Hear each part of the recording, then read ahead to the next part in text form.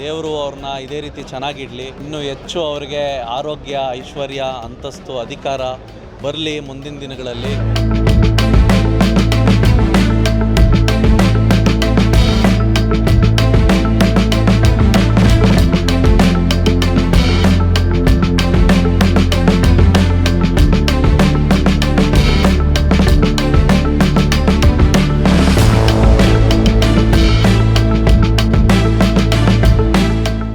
ದಿನ ನಮ್ಮ ನೆಚ್ಚಿನ ನಾಯಕರು, ನಮ್ಮೆಲ್ಲರಿಗೂ ಸ್ಫೂರ್ತಿ, ಮಾದರಿ ಹಾಗೂ ಒಂದು ರೀತಿ ಗಾಡ್ ಫಾದರ್ ಆಗಿರುವಂಥ DK ಶಿವಕುಮಾರ್ ಸರ್ ಅವರು ಹುಟ್ಟುಹಬ್ಬ.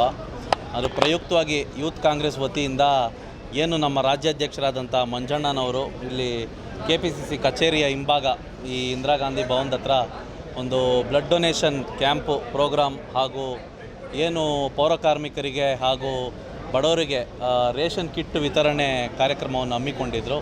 ಇದು ಭಾಳ ಸಕ್ರಿಯವಾಗಿ ನಾವೆಲ್ಲ ಯುವ ಕಾಂಗ್ರೆಸ್ ಪದಾಧಿಕಾರಿಗಳು ಬೆಂಗಳೂರು ಹಾಗೂ ಬೆಂಗಳೂರು ಗ್ರಾಮಾಂತರ ಹಾಗೂ ರಾಜ್ಯದ ಬೇರೆ ಬೇರೆ ಕಡೆಯಿಂದಲೂ ಸೇರಿ ಪಾಲ್ಗೊಂಡ್ರು.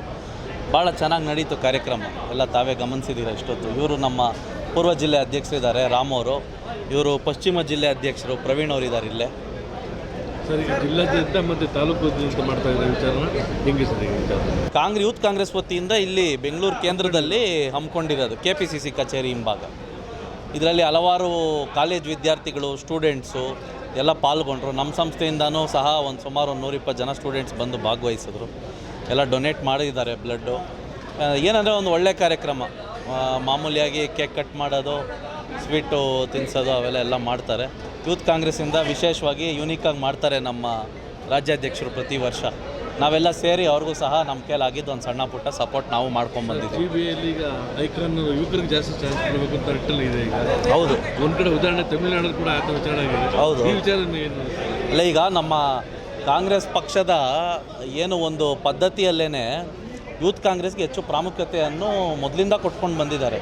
ಈಗ ಯಾರ್ಯಾರು ನಾವು ದೊಡ್ಡ ಮಟ್ಟದ್ದು ರಾಜ್ಯದ ಹಾಗೂ ರಾಷ್ಟ್ರದ ನಾಯಕರನ್ನ ಕೆಲವ್ರನ್ನೆಲ್ಲ ಗಮನಿಸಿದ್ರೆ ಅವ್ರು ಬೇರು ಯೂತ್ ಕಾಂಗ್ರೆಸ್ಸಿಂದನೇ ಬಂದಿರೋ ಅಂಥದ್ದು. ಹಾಗಾಗಿ ಖಂಡಿತ ನನಗೂ ವಿಶ್ವಾಸ ಇದೆ, ನಾವು ಎಲ್ಲ ಸಹ ನಮ್ಮ ರಾಜ್ಯಾಧ್ಯಕ್ಷರಿಗೆ ಹಾಗೂ ರಾಜ್ಯ ಉಸ್ತುವಾರಿಗಳು ನಿಗಮ್ ಸರ್ಗೆ ಎಲ್ಲ ಮನವರಿಕೆ ಮಾಡಿದ್ದೀವಿ. ಹೆಚ್ಚು ಅವಕಾಶ ಯುವ ಕಾಂಗ್ರೆಸ್ ಪದಾಧಿಕಾರಿಗಳಿಗೆ ಮಾಡಿಕೊಡ್ಬೇಕು.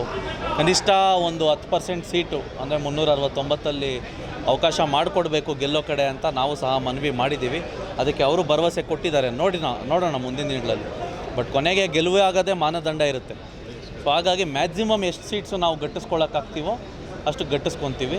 ನಾವು ಪೂರ್ವ ಬೆಂಗಳೂರಿಂದ ಕನಿಷ್ಠ ಒಂದು 5-6 ಸೀಟು ತೊಗೊತೀವಿ ಯೂತ್ ಕಾಂಗ್ರೆಸ್ ಪದಾಧಿಕಾರಿಗಳು.